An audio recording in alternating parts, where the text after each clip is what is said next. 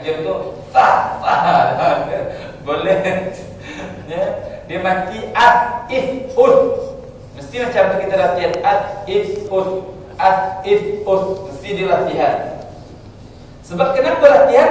Bila baca ayat dia automatically keluar. Tapi kalau nak belajar baca sama ustaz saja, lepas tu tak latihan, dia susah, ustaz juga susah baca Quran. Hatta lah ustaz sendiri kata, ustaz kalau mengaji seminggu, tak mengaji seminggu, memang mulut ni berat rasanya. Oh, ya Allah, ustaznya tu. Tapi ustaz alhamdulillah lah, kalau dah naik kereta saja ingat. Kalau tak ingat Al-Waqi'ah, ingat Tabarak. Yang penting masuk kereta saja baca Al-Quran.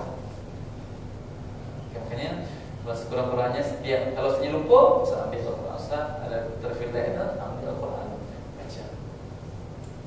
Ingat, tak semula kenyal Al-Quran tu kalau boleh letaklah Al-Quran yang sentiasa dekat dengan kita. Kalau kita duduk tu, kita duduk dekat remote, daripada duduk tu remote terus, television terus. Memang duduk tapi dia remote tu memang paling dekat dengan kita. Ya Allah, ni Al-Quran tu yang dekat dengan kita. Jadi kita duduk tu baca Al-Quran tu. Dua-dua ada, remote ada, Al-Quran ada. Dia.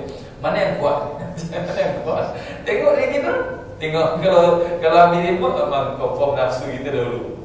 Jadi kalau Al-Quran dahulu baca dulu surah, lepas tu okey. Nah, relax sikit. Yang penting kita sudah tidak lalai satu hari. Okey. Hanya latihan. Okey, kita terus masuk kepada ayat yang seterusnya, itu ayat yang ke-13. 12. Wa yasla sa'ira. Sama-sama. Wa yasla sa'ira. Cuba tengok, jangan wa yasla. Kalau yasla tu sin. Dia wa yaw. Itu perlahan dia tengok Ustaz. Wa yaw. Jadi jangan wa yasla. Ada wa yaw. Jangan wa yasla. Dia nak yo pula tak. Dia ya tak ya. Cuma kalau short nanti yaw. Mesti macam tu. Kalau wayas sin, lain makna dia sedekat. Kemudian sa'ira, jangan sa'ira, sa'i'a. Itu kuatkan sikit macam orang Arab. Okey, ayat yang 13. Okey. Innahu kana fi Fi itu panjang sebab ada alif dengan hamzah ya. Maaf Ustaz. Innahu kana fi ahlihi masrura. Sama-sama. Innahu kana fi ahlihi masrura. Kita tengok fi panjang ada tanda panjang dia sebab ada alif dengan hamzah selepas dia, maka dinamakan mad jaiz munfasil, iaitu di antara dua kata fi dengan ahlihi. Kalau ada tanda panjang macam di antara dua kata, maka dia mad jaiz. Boleh 2, boleh 4, boleh 5. Tapi kita baca di 5. So for the beginners kita baca 5. Kalau ada tanda panjang ni, dia hanya dalam satu kata. Contoh dia yang mana? Dalam satu kata. Tak ada di sini Ustaz. Okey, sebelum tu ada Ustaz. Ni. Ya kan? Dalam satu kata saja. Dia dalam satu kata wara. Wara. Ustaz, dari mana Ustaz kita tahu dalam satu kata Ustaz? Belajar bahasa Arab. Belajar bahasa Arab kalau tahu, ni kata wara kata Ustaz, kata juga Ustaz. Itu tak belajar bahasa Arab. Tu hamzah tu huruf, bukan kata. Kalau kata tu dia, kata tu terbentuk daripada susunan huruf, beberapa huruf. Itu kata. Makanya kalau seandainya dua kata, cuba tengok. Ni fi dua kata. Sebab apa? Fi pada di dalam, ahlihi keluarganya. Jadi dua kata dia. Itu tahu kita dua kata. So kita belajar salam. Okey. Kita teruskan. Okey. Bacaan sedikit lagi. Innahu dhanna an lan yahur. Sama-sama. Innahu dhanna an lan yahur. Okey, kita dengar tu. Okey, innahu. Hu panjang, tekan saja sebab ada waw kecil. Waw kecil Kemudian dhanna dengung. Dhann tahan. Kemudian nun mati, tak ada tanda mati kan semestinya dengung. Melainkan bertemu dengan lam atau ra. Tak boleh dengung. Dinamakan di sini idgham bila gunnah. Idgham maknanya memasukkan lam dan memasukkan an ke lam tanpa dengung. Jadi bi dengan la tidak, gunnah dengung dengan tidak dengung. Itu maksudnya. Bila gunnah. Idgham maknanya idgham memasukkan huruf an bacaan an ke lam, bi dengan la tidak, gunnah dengung dengan tidak dengung. Jadi yang selepas tu dengung pula dinamakan idgham bi gunnah. Nun mati bertemu dengan ya. Nun mati bertemu dengan nun. Nun mati bertemu dengan min. Nun mati bertemu dengan waw. 4 huruf ni bi gunnah dengan dengung. Okay. Jadi allai yahur. Hur ini kan waw tak ada mati dia kan, maka dia mad arid disukun. Boleh 2, boleh 4, boleh 6. Kita baca 4 saja. Kita umat pertengahan, kita baca tengah-tengah. Khairul a'mali awsatuha. Kata Nabi SAW, sebaik-baik amalan pertengahan. Jangan melampau. Tak boleh melampau. Ibadah sampai isteri apa tak ingat, anak tak ingat, nafkah tak ingat, tak boleh. Sebab kalau seandainya ibadah itu sunnah, memperhatikan keluarga itu wajib. Tak boleh tidak. Makanya jangan kita macam ustaz sebenarnya 25 bulan ni diajak pergi umrah, dah confirm dah. Allah istimewa nak melahirkan, nak bersalin dalam tengah bulan ni lah. Nak tinggalkan isteri berhati. Lepas tu fikir-fikir, isteri wajib, umrah sunnah, maka kita perhatikan isteri. Tapi marah sikit lah orang tu. Marah sama staff. Apa ustaz ni? Minta maaf tu malah. Minta maaf tu sebenarnya. Itulah. Jadi yang wajib dahulu. Wajib. Jangan kita mendahulukan yang sunnah. Solat tahajud, hebat-hebat solat tahajud. Lepas tu lewat subuh. Nak mampus tu. Dia solat tahajud tu, makanya solat tahajud yang paling bagus tu solat tahajud sebelum subuh. Pukul 5.30 kan 5.45 subuh. Ya kan? 5.30 tu tahajud 2 rakaat, 4 rakaat. Sampailah witir 1. Okeylah 1 witir. Lepas tu istighfar, banyakkan istighfar sebelum subuh. 5 minit sebelum subuh tu istighfar. Wabil asharihum yastaghfirun. Hamba-hamba Allah yang hebat, yang bagus tu dia di waktu sahur itu. Wabil ashari, di waktu sahur, hum yastaghfirun, mereka beristighfar. Sebab nazala rabbuna ila sama'id dunya. Ketika sepertiga malam terakhir itu Allah turun ke langit dunia. Makna dia bukan Allah turun macam kita turun, macam pesawat turun, bukan. Makna dia dibukakan pintu rahmat Allah yang paling hebat ketika sepertiga malam terakhir. Kalau nonton bola sepak memang dahsyat. Teruk. Pukul salat tahajud tu sebelum dia nonton bola sepak, dia salat tahajud, memanglah kata Allah ni, malaikat bagi tahu hamba-hamba, bagi tahu makhluk di bumi aku benci dengan hamba ni. Sebab ada dalam hadis yang sahih, ketika sepertiga malam terakhir tu kita bangun kan, Kata Allah Subhanahu wa taala kepada malaikat, "Hai malaikat, bagi tahu kepada makhluk yang ada di bumi, aku suka kepada hamba itu." Sehingga malaikat rahmat pun, malaikat Mikail pun bagi tahu kepada makhluk yang ada di bumi supaya suka. Makanya orang yang solat tahajud itu sentiasa disukai orang. Tak payah nak orang nak cari-cari muka orang, tak payah dah. So automatically hati seseorang tu akan suka dengan dia. Allah yang menundukkan hatinya. Makanya tidak ada kepura-puraan dalam Islam sebenarnya. Namun dalam berdoa perlu berpura-pura. Kalau ada pula ustaz tu yang kalau ada ustaz ni tak baca hadis. Ada ustaz tu yang ada ustaz dengar, yo ustaz tu begini juga. Apa ni berdoa menangis ni? Dia cakap, apa berdoa menangis ni? Pura-pura menangis ni. Hati keras macam batu kata ustaz. Jangan cakap macam tu ustaz. Ustaz dah melawan hadis Nabi ni. Kata Rasulullah sallallahu alaihi wasallam, kalau seandainya kamu berdoa kepada Allah tatabakau, menangis. Kalau tak mampu menangis, mencuba untuk menangis, berpura-pura menangis. Maksudnya bukan berpura-pura menangis ni, ya Allah, ya Allah, mesti macam tu. Ini dia cakap, Allah menangis, berdoa menangis. Saya pun tak ada menangis pun. Jangan macam tu.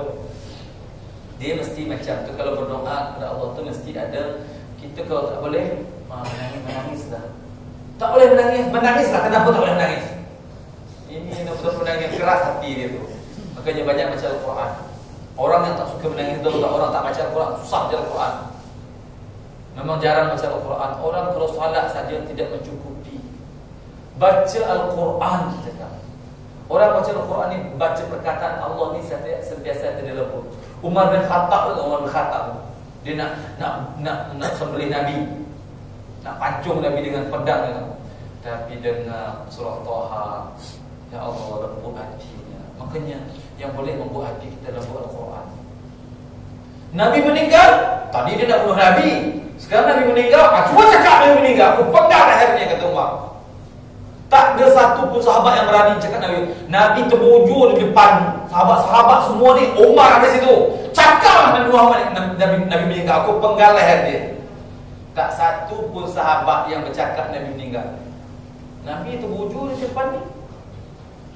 Kata Umar, Nabi macam diajak oleh malaikat untuk bertemu dengan Allah, itu saja. Oh ya Allah, dia ajak jemput Abu Bakar As-Siddiq. Jemput Abu Bakar As-Siddiq, barulah dibacakan, wa ma Muhammadun illa rasul qad khalat min qablihi ar-rusul afa in mata aw qutila qalabtum ala a'qabikum. Tiadalah Nabi Muhammad itu melainkan seorang rasul seperti mana rasul-rasul terdahulu. Kalau dia mati atau meninggal, maksudnya kalau dia meninggal ataupun dia wafat, apakah kamu akan kembali kepada kekufuran? Jangan. Terkejut, tersungkur, pengsan Umar. Baca dengar ayat tu pengsan. Kita dengar ayat relax, dengar ayat adab ni, sudah saya baca ayat adab, dia marah dia. Lama sudah nak rukuk. Ya Allah, sudah baca ayat adab. Makanya kita perlu belajar bahasa Arab. Hatta imam pun dia perlu belajar bahasa Arab. Belum tentu imam tu dia hafiz, dia boleh bahasa Arab, tahu kandungan apa yang dalam Al-Quran tu, tak tahu.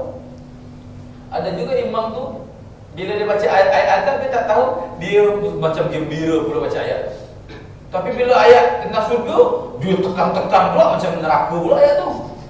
Ini kalau tak faham bahasa Arab macam tu. Lepas tu ada juga jemaah di solat, imam tu solat. Lepas tu dia solat, imam tu menangis. Kenapa pakcik menangis? Dia menangis kerana bagusnya solat imam. Allah, kerana itu dia menangis. Anggapan saya pakcik faham yang saya baca. Rupanya tak. Dia solat imam cantik sangat juga. Allah, jangan menangis kerana menangis itu kerana faham semestinya. Ustaz kalau sudah baca Al-Quran, baca Al-Fatihah tu untuk saat haji tu, jadi kalau subuh tu sampai naik pada atas, yang atas tu langit saja. Sudah baca baru baca Ar-Rahman Ar-Rahim tu Ustaz dah menang. Sebab Ustaz faham makna Al-Fatihah tu dengan apa, dengan apa, Maliki Yaumiddin. Ar-Rahman Ar-Rahim tu maksudnya Allah bagi kamu semua ni nikmat, baju semua, pakaian semua, kereta semua, kesihatan Allah bagi semua. Tapi kata Allah, Maliki Yaumiddin, Allah yang menguasai pembalasan. Rahmat Allah semua tu akan diminta pertanggungjawaban di hari kiamat nanti. Oh, langsung Ustaz ingat itu Sudais ni bacanya memang menusuk hati, menusuk kalbu. Kalau dia menangis 4 juta orang datang, 4 juta tu hampir 4 juta tu menangis. Memang Sudais ni memang dia korek betul hati kita kalau dia baca Al-Quran. Okey. InsyaAllah teruskan. Itu Ustaz nak menyokong kita supaya kita lembut hati kita dengan Al-Quran. Okey, kita masuk kepada ayat yang 10. Wa amma man utiya kitabahu wara'a dhahri. Dan ada pun orang-orang yang diberikan kitab di sebelah belakang mereka. Wa amma, ada pun man, siapa utiya diberikan, adanya diberi ia kitabahu, kitabnya, wara'a belakang, dhahri pundak belakang ni. Ya Allah, macam mana? Ada yang mengatakan Allah pusingkan kepala dia. Dia tengok kitab di belakang, tangan tu Allah, tangan kanan dia diikat oleh Allah, tangan yang tangan kanan dia ikat, tangan belakang kiri itu, kemudian kepala tu dipusingkan, badan tidak ke depan. Ada yang mentafsirkan seperti itu. Ya Allah, memang teruk orangnya. Fasawfa yad'u thubura. Cuba tengok.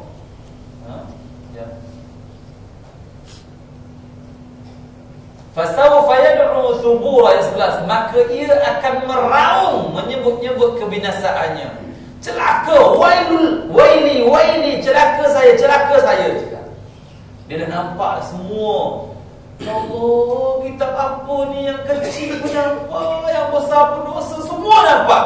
Semua amalan nampak. Ya Allah, itu bukan kadang-kadang suatu kondisi kita ni, kenapa kita suka mencuri waktu? Kenapa kita suka mencuri barang orang? Maaf. Kenapa seseorang tu suka mencuri barang seseorang? Sebab dia tak tahu ni. Kenapa seseorang tu suka mencuri waktu dalam bekerja? Ya. Ni kita bincang semua. Sebab Ustaz ni Al-Quran ni untuk mengingatkan. Hatta Ustaz sendiri. Ya Allah, memang takut kita kalau Ustaz ni nampak semua nanti. Nampak nanti. Dalam Ustaz mengurangi dosa-dosa, Masya Allah. Jadi kita khawatirkan, makanya banyaklah beristighfar kepada Allah Subhanahu Wa Taala, dan banyaklah mengaji supaya kita semakin takut kepada Allah Subhanahu Wa Taala. Kalau saat ini kita belum takut lagi dengan Allah Subhanahu Wa Taala, yang confirm kita tak ada ilmu. Kalau seandainya kita masih, Allah kenapa saya belum takut lagi? Hakikat Allah kita belum sampai lagi. Hatta Ustaz sendiri pun sampai ke tahap memang sendiri ketakutan, sampai ada seorang imam tu di zaman tabi'in tu, Fa'idha nuqira fil naqur, apabila dah sakratul maut tu dah sampai ke tekak itu, dia ingat ayat tu sakitnya macam mana sakratul maut tu, langsung pengsan dia, langsung meninggal. Itu orang yang sudah takut, tahap takut dia kepada Allah tu memang hebat. Oh, Masya Allah, kalau kita sampai ke tahap tu, ya Allah, nikmat beribadah. Nikmat beribadah. Kemudian teruskan. Dia cakap, celaka kami, celaka saya. Dia tengok kitab, celaka saya. Dia dah tahu lah. Sebab dia kalau dah terima kitab sebelah kiri, dia dah tahu lah. Ya Allah. Kemudian wa yasla sa'ira, mereka akan dihumbankan ke dalam neraka jahanam. Sa'ir. Makanya cuba tengok. Ya Allah. Innahu kana fi ahlihi masrura, sesungguhnya ia kana adalah ia waktu di dunia ni, fi ahlihi, di keluarga dia, masrura, sombong, bongkak, angkuh. Tapi saya jumpa orang macam ni, dia punya kereta bagus, rumah mewah, semacam angkuh. Tak ada penghormatan kepada orang yang berilmu. Sebab karena kejahilannya. Orang-orang yang tidak menghormati orang yang berilmu, tidak menghormati ilmu, itu orang-orang yang jahil. Bukan apa bu, bukan kami orang yang berilmu diminta penghormatan, tak. Ilmu. Baca Al-Quran tak betul, tak ada penghormatan. Bertanya tu dengan tak sopan ya. Dengan tak, tak lagi. Tak ada ustaz dengan tak ni, panggil tak je, tak ada tak. Allah, ini tak betul. Tahu tak? Yang memanggil ketika memanggil Khalifah Umar bin Khattab itu, kan Rasulullah meninggal. Ketika Rasulullah meninggal, siapa? Abu Bakar As-Siddiq yang menggantikan. Kalau tak tahu juga ni, mana mampus. Ini maksudnya, ni ada juga yang tak tahu Khalifah ni. Khalifah siapa yang selepas Rasulullah meninggal, siapa yang menggantikan? Tak tahu dia. Allahu Akbar. Jadi selepas Khalifah Abu Bakar As-Siddiq meninggal, yang menggantikan Umar bin Khattab. Tahu tak macam mana sahabat-sahabat memanggil Umar? Ya khalifata khalifati Rasulullah sallallahu alaihi wasallam. Wahai khalifahnya Rasulullah sallallahu alaihi wasallam. Macam tu dia panggil. Ini tak terus. Ya ustaz, panggillah yang banyak elok sikit. Tahu tak kalau dia panggil dengan dal, ya ustaz, ekor. Makna dia kalau dengan dal ekor. Dengan zal, ya ustaz. Nah, tu belajar bahasa Arab. Nanti ustaz, ekor aja. Allah. Masya Allah, ni bahaya ni. Dia zal, ustaz. Maksudnya ya syekh, boleh, ya ustaz. Ni itu panggilan. Sehingga akhirnya mesyuarat agung ni. Sahabat-sahabat nak panggil Umar bin Khattab. Kalau khalifah Rasulullah panjang sangat, sehingga dipanggil ya Amirul Mukminin, wahai rajanya orang-orang yang beriman. Yang pertama dipanggil dengan Amirul Mukminin adalah Umar bin Khattab. Panggil itu Amir al-Mukminin, itu rajanya orang-orang yang beriman. Kalau Abu Bakar As-Siddiq khalifah Rasul, sebab dia memang pengganti Rasulullah yang memang sama betul dengan Rasulullah. Okay? Umar dia merasa diri kurang sikit. Ya.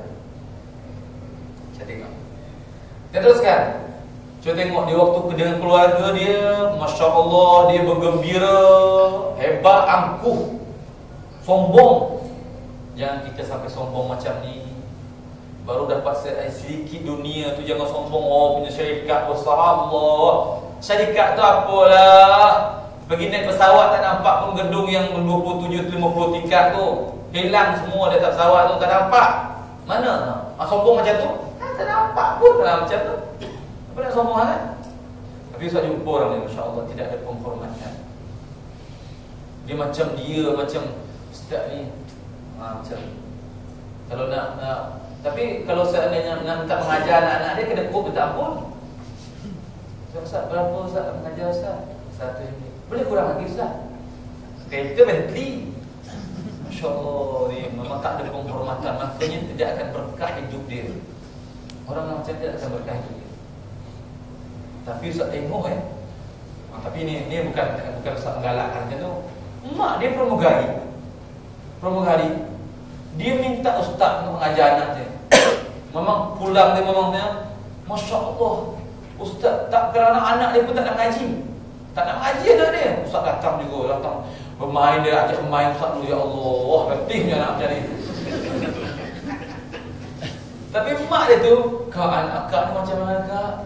Ustaz sabar tak mengajar? Sabar. Ustaz mengajar saja. Dia ajak bermain tak apa ustaz. Dia ajak bermain macam mana kak? Tak apa ustaz, sabar tak ustaz? Sabar. Tapi memang dia tak berkira. Dia bagi Masya Allah dengan akhirnya nak pandai. Ini yang kedekut ni, yang nak kurang ni tadrib ni, susah nak ni. Memang susah masuk otak anak ni. Makanya penghormatan itu akan membuat seseorang mudah untuk mendapatkan sesuatu.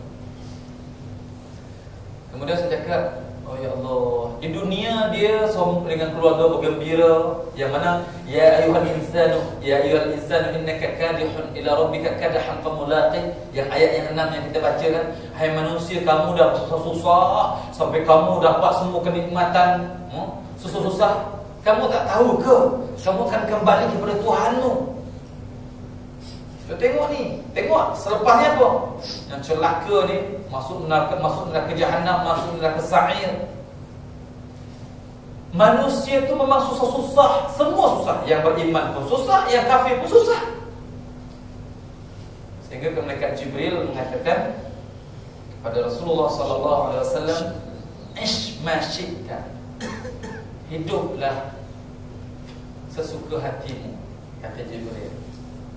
Innaka mayyitun. Tapi ingat, kamu akan mati. Wa ahbib ma syi'ta. Dan cintailah siapa saja yang kamu nak cintai. Fa innaka mufariquhu. Sesungguhnya kamu akan berpisah dengan. Wa'mal ma syi'ta. Wa'mal ma syi'ta. Fa innaka mulaqih. Berbuat amallah yang semampu kamu, sebab kamu akan menjumpai amal kamu nanti. Makanya kalau kita angkuh di dunia ni, seperti yang ashabul shimal ini, yang dengan menerima kitab sebelah belakang dia, di keluarga dia dah terletih ni, berusaha ni, tapi dia angkuh, sombong, tak nak mengaji, tak nak solat, tak nak semua mengaji pengajian ilmu pengetahuan ni pun ilmu agama ni pun dia pun tak kisah. Jadi nak belajar agama pun tak nak. Masya-Allah, ni kita khawatirkan. Kita tengok, innahu dhanna an lan yahur. Masya-Allah, sesungguhnya ia menyangka bahawa ia tidak sekali-kali akan kembali kepada kami untuk menerima balasan. Innahu dhanna an la yahur. Mereka menyangka mereka tak akan kembali kepada kami, kata Allah. Bala inna rabbahu kana bihi basira. Kata Allah Subhanahu wa ta'ala, kita tengok, sangkaannya itu tidak betul. Bahkan dia tetap kembali. Sesungguhnya Tuhan sentiasa melihat dan mengetahui keadaannya. Basir. Ini yang kita khawatirkan. Muraqabatullah,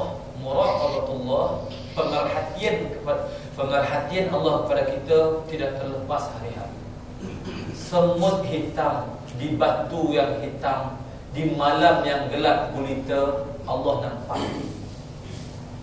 Orang hitam di malam yang gelap gulita kita tak nampak, melainkan kalau dia tersenyum. Tengok, memang kalau tak terempuh dia senyum baru nampak. Cuba tengok, bayangkan Allahnya. Oh, saya tak nampak ni, saya berpakaian hitam semua. Pakaian hitam, pakai topeng hitam semua, mencuri di malam yang gelap gulita, tak nampak sama Allah. Semua hitam tidak nampak. Ya Allah, semua hitam, semua tu kecil tu, ya Allah. Makanya satu kondisi, ya Allah, memang Kau Maha melihat. Makanya inilah peringkat ibadah yang tertinggi. Mudah-mudahan Ustaz dan kita semua diberikan oleh Allah Subhanahu wa ta'ala al-ihsan. Kata malaikat Jibril, mal ihsan? Apa itu ihsan ya Rasulullah? Maka Rasulullah menjawab, an ta'budallaha ka'annaka tarahu fa in lam takun tarahu fa innahu yarah. Beribadahlah kepada Allah seolah-olah kamu melihat Allah. Oh ya Allah, kalau kita salat seolah melihat Allah, masya-Allah, kita khusyuk. Kalau seandainya kamu tidak melihat Allah, yakinlah bahawa Allah melihat kamu. Jadi kalau seandainya nak bersedekah, kita tak perlu orang tengok. Nak menyumbang, kita nak tolong anak yatim tu, kita tak perlu orang tengok. Nak tolong jiran kita, anak-anak dia, kita tak punya anak. Contoh, ni contoh, kita tak diberikan Allah anak. Jangan mengatakan Allah tak adil. Jangan mengatakan Allah adil. Kalau kita belum dianugerahkan oleh Allah anak, mungkin kita kita, ada jiran kita, ternyata jiran kita atau anak saudara kita banyak. Saudaranya miskin, ya, miskin tapi anaknya masya Allah tiap-tiap tahun keluar. Ya, kita nak berusaha lari-lari dah. Tak, bantu anak saudara kita. Dia anak kita juga. Kalau sebenarnya jiran kita punya anak-anak kita tak banyak, dia ada anak banyak, kita bantu dia, kita berikan duit sekolah dia, kita, ya Allah, kita bagi dia makan. Anak itu dia, kalau seandainya anak jiran tu terletaklah anak jiran tu tahu-tahu dah besar, nanti dia ada sekolah tahfiz segala macam. Kalau dia hafiz, tahu-tahu keluarga dia, anak-anak dia hafiz semua, contoh dia 3 orang. Tahu-tahu masya Allah 10 orang, 1 orang hafiz, dia boleh menyelamatkan orang yang wajib masuk neraka. Dia cakap, ya Allah, makcik itu ya Allah, dia sering bagi mak saya sedekah untuk boleh makan ya. Dia mak saya ya Allah, dia mak saya dalam segi makanan. Kan mak bagi makan kan. Nah, jadi dia pun insya-Allah di keluarga saya, Allah ya Allah tolong selamatkan ya Allah. Masya Allah, kan suka rasanya kalau saya kita tolong orang-orang yang masya Allah kita boleh maksudnya memberikan manfaat di dalam kehidupan dunia dan dalam kehidupan akhirat. Maknanya semua itu kita lakukan untuk Allah Subhanahu Wa Taala, bukan untuk siapa-siapa. Sebab kalau kita mencari ridhonya Allah, Allah akan berikan yang terbaik untuk kita insya-Allah. Jadi sampai ayat 15 hari ini, insya-Allah kita teruskan di hari yang datang ayat 16 ya. Kita tutup dengan subhanakallahumma wa bihamdika asyhadu an la ilaha illa anta astaghfiruka wa atubu ilaik. A'udzu billahi minasyaitonir rajim. Bismillahirrahmanirrahim. Wal 'ashr innal insana lafi khusr illa alladhina amanu wa 'amilus solihat wa tawassaw bil haqq wa tawassaw bis sabr. Wa billahi taufiq wal hidayah wal ridha wal 'inayah. Assalamu alaikum